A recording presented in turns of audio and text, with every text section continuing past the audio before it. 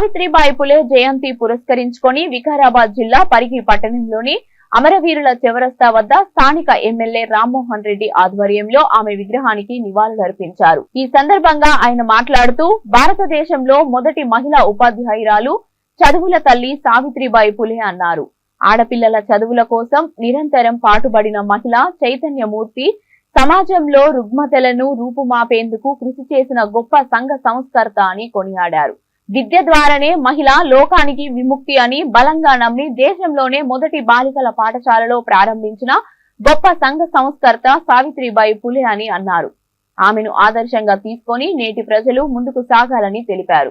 సావిత్రిబాయి పులే గారు మహిళా అభ్యుదయానికి మహిళలో విద్యా పోషణ గురించి ఎంతో కృషి చేయడం జరిగింది।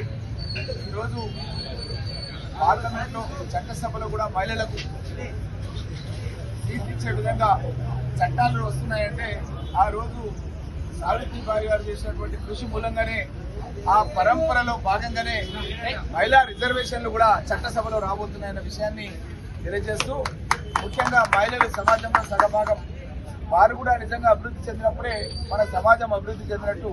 ఎందుకంటే వాళ్ళు కనుక అభివృద్ధి చెందకుంటే ఎప్పుడైనా ఒక కుటుంబ యజమాని ఎప్పుడైనా అకారణంగా ఏదైనా జరిగి ఏదైనా మరణం కానీ సంభవిస్తే ఆ కుటుంబమే చదువు రాకుండా ఉంటే ఒక సతీమణి కుటుంబ సభ్యురాలు ఆ కుటుంబం కూడా చాలా వెనుకబడిపోవడానికి పరిస్థితులు ఉంటాయి।